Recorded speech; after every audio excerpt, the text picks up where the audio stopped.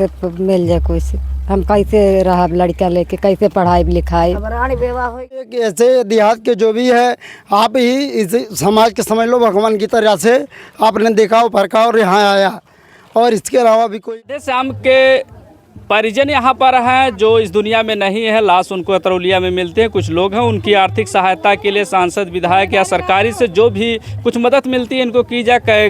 काफ़ी गरीब परिवार है और उसके बाद छोटे छोटे बच्चे हैं, दो दो पत्नियों को संभालने वाले और इकलौते कमाने वाले वही थे। कुछ लोग हैं, चलिए मांग उनकी सुनेंगे कि आखिर क्या मांग चाहेंगे, क्योंकि छोटे छोटे बच्चों को देखने वाला और सुनने वाला एक पिता ही था, लेकिन इस दुनिया में नहीं है। दो दो पत्नियाँ, छोटे छोटे बच्चे। तो अब देख रहे राधे श्याम नहीं है, तो क्या मांग करेंगे सर उनके लिए?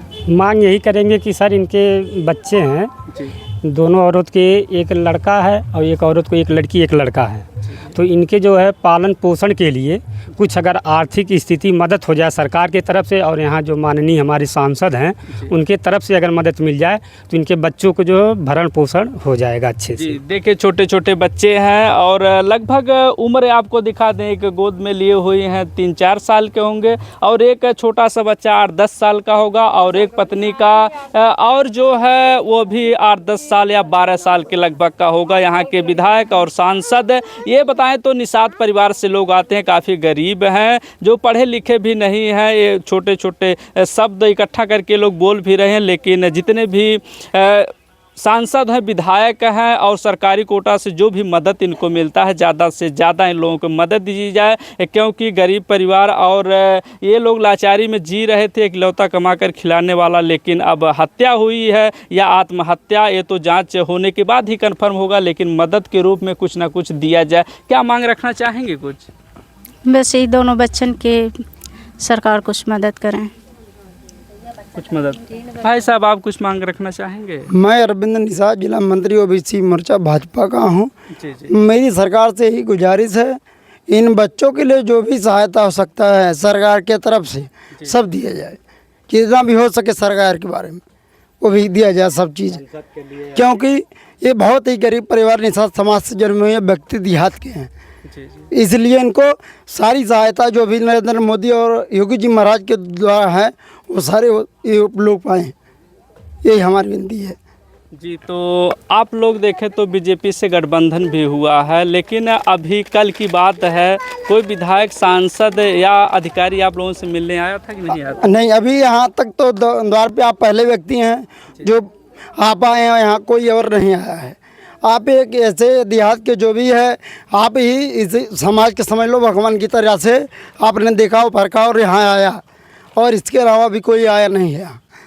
और आपने सारी बातों को मीडिया द्वारा अपने हमारे समाज के द्वारा इसको आगे बढ़ाने का काम किया जाएगा।